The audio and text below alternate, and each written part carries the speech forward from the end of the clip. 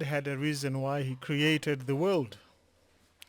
And so I believe that purpose is so fundamental.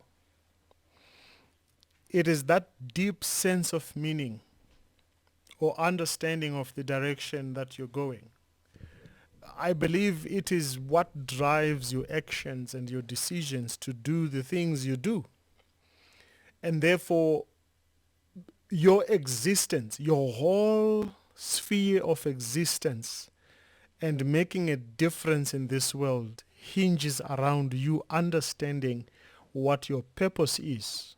So for me, purpose is that which gives us sense of fulfillment. It's that which propels us towards doing the things we do, pursuing the goals we are pursuing, and the passions we are involved in, or anything that we do with enthusiasm.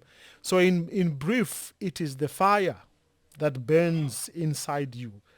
People may see the flame, but the energy that burns, that drives that flame is your passion and your purpose. I believe that's what it is. Otherwise, without that, our flame is a waste. Yeah. Now, before you actually take us through the stages, etc., I just want you to please indulge us here. I do, think that it is a question that a lot of people actually get to ask in their lifetime. But still, many find it difficult to respond to. Yeah. Do you think that generally people find it early in their lives, their purpose, or it is a struggle? I mean, can a person go to the grave without having found their purpose? Unfortunately, yes. One of my favorite inspirational writers and speakers, the late Dr. Miles Monroe, says the graveyard is the most richest ground or square mile in any city or world. Because in the graveyard are many dreams and passions and purposes that were unfulfilled because people lived a purposeless life. And yet it is also possible to discover that purpose very late in your life after making so many mistakes. I'm talking about the prodigal son here. Yeah. The guy didn't see the value of staying at home with his father and building the estate and the heritage of the father. He said, give me everything that belongs to me, breaking all protocols, the exuberance of youth, the wild energy and feelings of being young, of wanting to spend and not preserve. So he goes away, messes up. The Bible says when he was sitting in a pigsty, stressed, distressed, and having nothing around him, and people not even helping him, the Bible uses this phrase that says he came to his senses. And then he said, I'll go back home.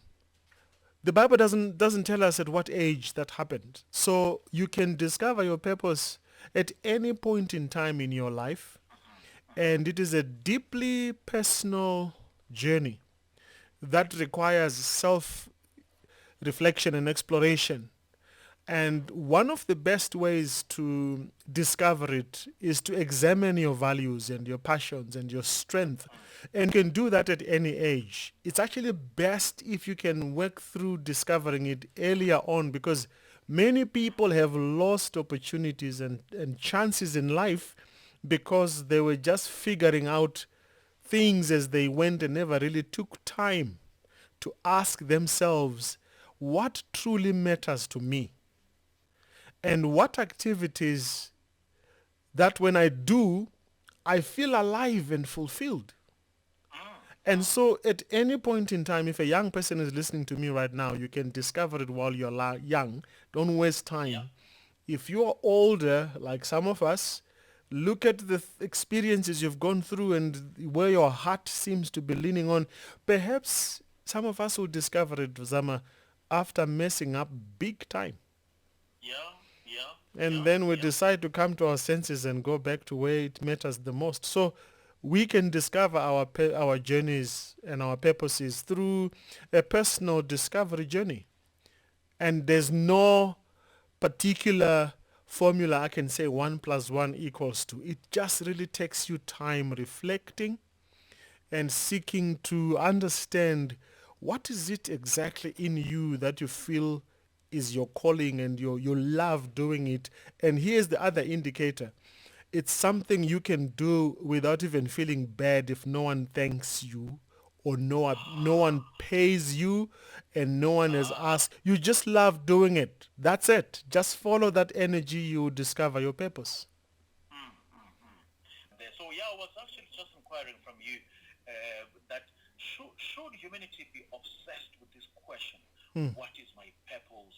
I mean, should we be obsessed about finding the purpose and really trying to research and finding ourselves, or we can just live our lives and do what we find to do that particular day, and when purpose finds you, it finds you.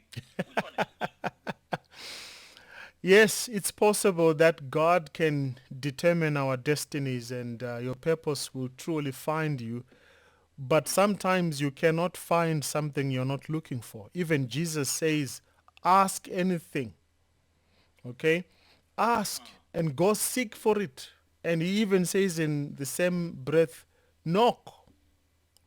And so I believe that people who change this world are those who are committed to changing themselves and becoming the better version of themselves every day. If you sit around and you think the world owes you your purpose and your destiny, you may not find it.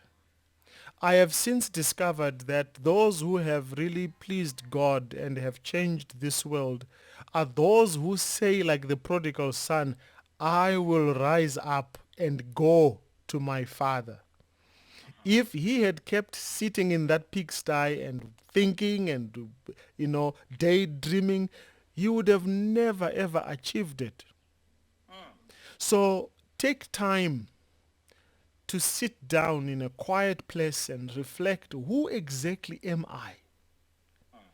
All right, take time and walk in nature, go in quiet places and ask yourself, kahle kahle, what passions do I have and what brings me joy?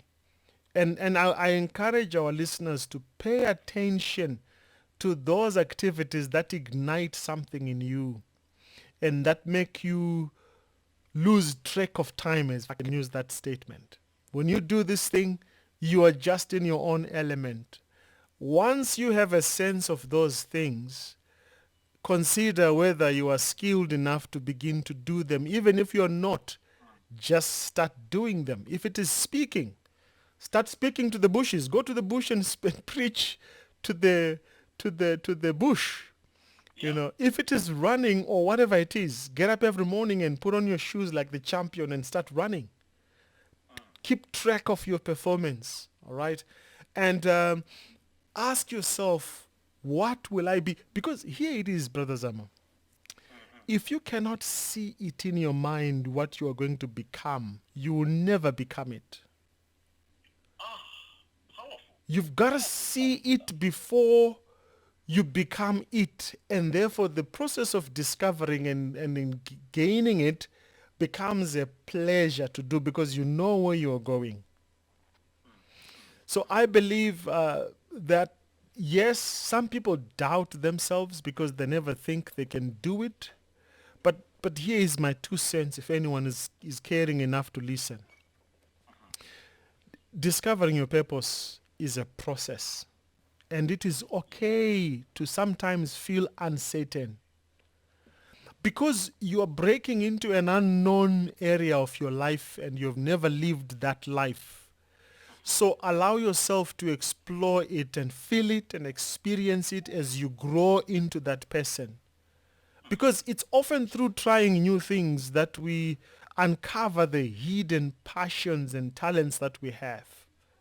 And even when you fail in that attempt, it is important to refresh your mindset and start again, because sometimes was that guy who developed the bulb, he says, I tried 999 times and I discovered 999 ways of not developing a globe.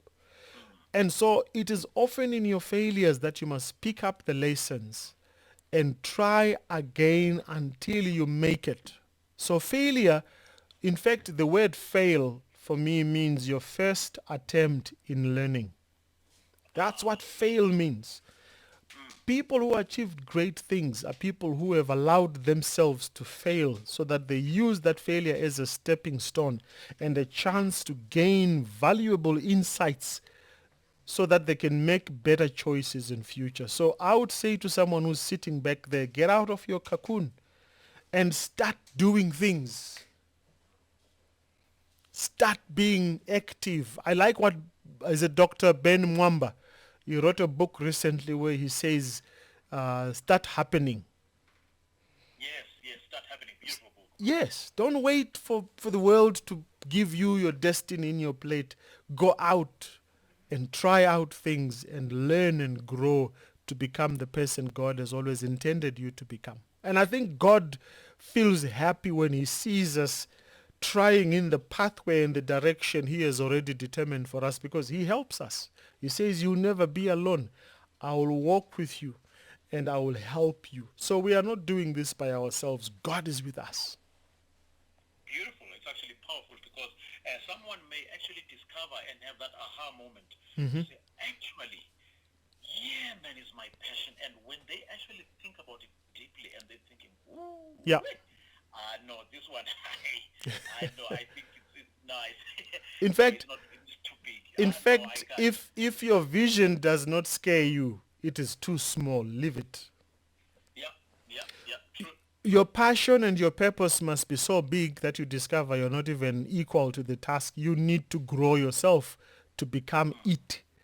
And so don't be afraid of those greater discoveries. I started doing something in 2011 that I had no clue what I was trying to do. And today, as I speak to you, 11, 12 years down the line, Melville Broadcasting Network is now a global platform, a giant pulpit with over 150,000 subscribers, plus multi-millions of people. I think over 100 million people we have reached with this ministry.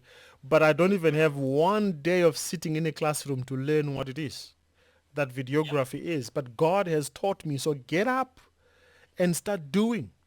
And you will be... Discovering that purpose. Exactly. Once you know it, Exactly. You will discover it. You will discover it by doing, not by sitting back and daydreaming. yeah, it's actually quite powerful. Now, does purpose? I'm worried about time, man. We literally have about 3 minutes. How can this time fly so much when you're having a good time? I'm disappointed. It's a limited Just resource, yes. Yeah, it's a limited resource. Now, with finding a purpose, does it always have to be? I'm listening to you, and you're talking about your experience with having found your purpose, etc. Does it always have to be something that is impacting on other people's lives? Can it not something that you just enjoy and do by yourself, and you're thinking, wow, actually, I'm enjoying this. It doesn't impact anyone, but I'm at peace when I do this. What I'm trying to get to is, does it really have to always, does purpose always have to impact someone else?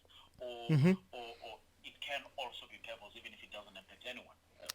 I think it's a dicey one. Yes, I believe it's both ways. The purpose owner and the beneficiaries of that purpose both feel great. Because if my purpose is to go and help the homeless, as I do that, they are benefiting and their lives are changing. But actually, the Bible says it is more blessed to give, which means your purpose is meant to benefit other people, not just yourself. But actually, as you fulfill your purpose also fulfills you. I don't know if that English is correct. Yes. As you fulfill your purpose fulfills you.